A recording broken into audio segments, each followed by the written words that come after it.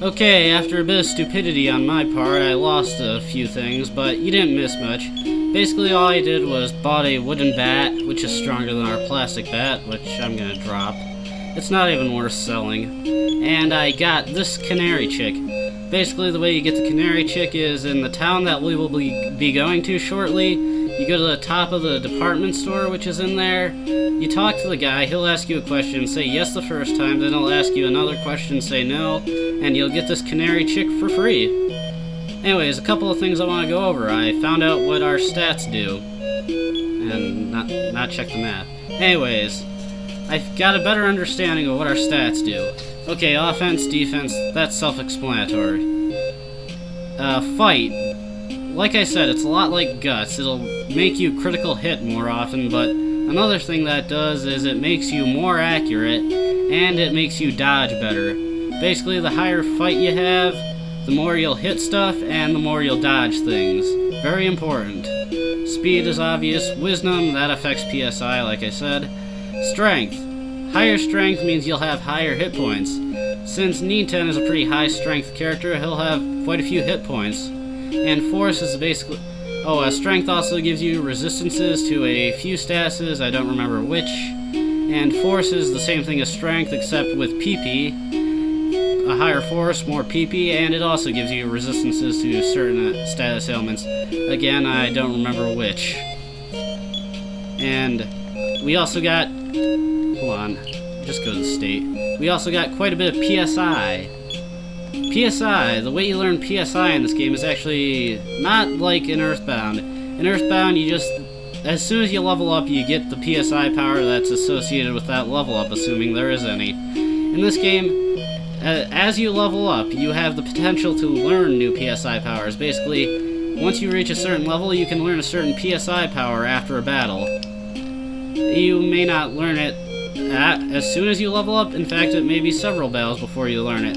But as long as it's not a battle you lose, you will learn that power. You could even run away and still have a chance of learning a power. I also found out Ninten's other sister's name. This is Minnie, his other sister is Mimi. Yeah, that's pretty lame. Anyways, we're heading over to the first town of Podunk. Ha ha ha. And we talk to this lady. Oh, what can I do? What should I do? Where can I go? Who can I see? What should I do? What should I do? My little Pippi is gone. If you're going to Podunk, please tell the mayor. Oh me, oh my. I already saw the mayor in the lost recording, but it's not important. He just tells you to go save Pippi and he'll take your glory. So we head over to Podunk. And this wooden bat allows us to hit a lot harder along with all the level ups. And this guy mentions something about the poltergeist. I honestly don't know what it is with the poltergeist. It appears at the beginning of the game, and I don't think you ever hear about it again after that. I seriously don't know what's up with it. Anyways, you go into this house and talk to this mouse. He is the noisy mouse. Is he supposed to be the nosy mouse? I can't tell. And he tells you about what buildings you can enter and what you cannot. If a building has a round door, you can go in, and if it has a sign, you can go in. Other than that, you cannot open the other doors. Which is a okay hint, I guess. Anyways, there's one other person I want to talk to. Let's see, where is she? Right here. Talk to this girl, and she'll note that Ninten has asthma. And she gives you a sort of hint that car exhaust sets off the asthma. Now, this is something you'll have to worry about later in the game, where there are certain car-based enemies you'll fight, and if they spew their exhaust, Ninten will go asthmatic, and he will lose every single ability he has to fight, unless he has some asthma spray he can use. Anyways, you talk to this guy, and I think something happens. Oh crap! It's a pseudo-zombie! Didn't see that coming. Anyways, these guys are actually fairly tough. They can dodge my attacks pretty well, and they still do decent damage. And Ninten has 69 hit points. Har har har.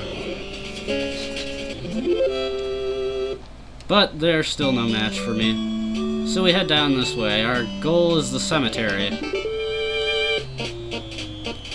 One thing to note about these crows, in the original Japanese version, they were holding cigarettes. Just a bit of censorship.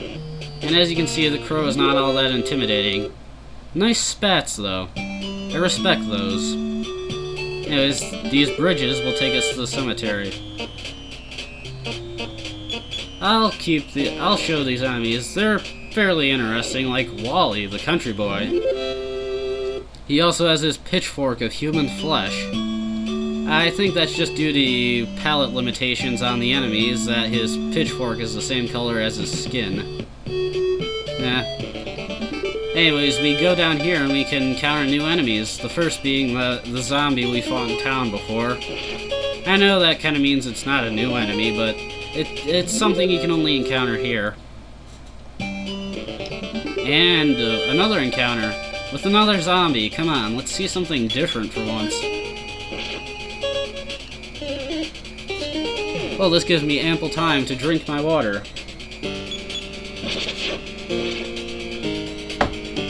Water is very refreshing after a bunch of sugary crap that I've been drinking. Mostly soda. Actually, completely soda. I need to lay off that stuff. And we get the creepy, sinister music. Anyways, we go in here and talk to this guy.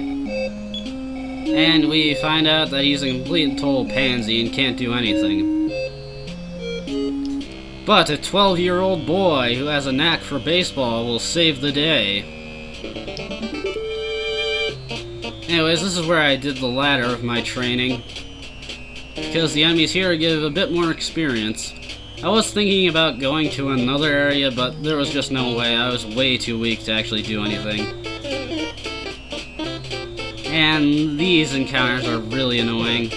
Hold on a second, I'm gonna pause the game real quick until I can run away. Did I say pause the game? I meant the recording, but I got away. One thing that's funny about the Mr. Bats is that they can think about the circumstances and they'll confuse themselves, which is always amusing when that happens. A singular Mr. Bat, I can easily take this thing. If you get into one of those encounters with multiple Mr. Bats, just auto-fight, you'll easily win it. Go away, take a drink or something. Anyways, we're supposed to go somewhere. Ah, a ghost. They're one of the few enemies that you encounter that can actually run away, and these things like to do that a bit. They're pretty worthless, they only give 5 experience points. They're easily the least helpful thing here.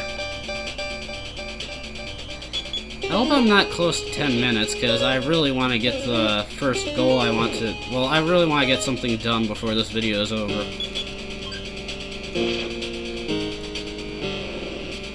As far as I know, the emulator I'm using doesn't have a frame skip. I don't know for sure. I'm using Nestor J, so if any of you viewers out there know anything about this emulator, any help would be appreciated.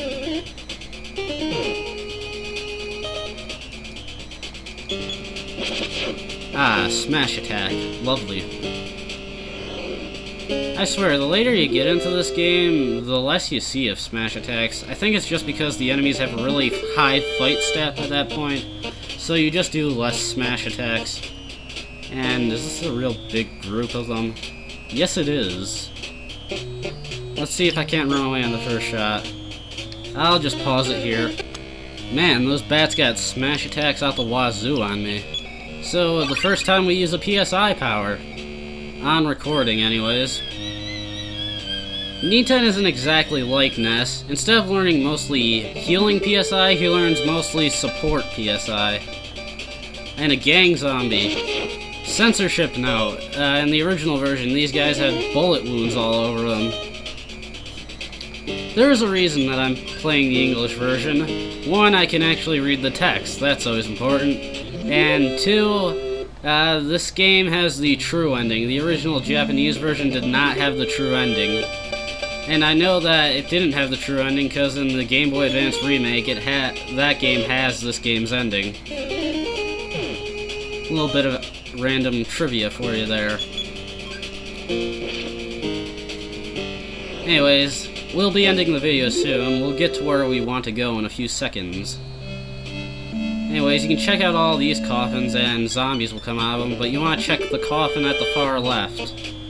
And the ghost. Hopefully he'll just run away. Or we'll kill him. Whichever comes first. We killed him.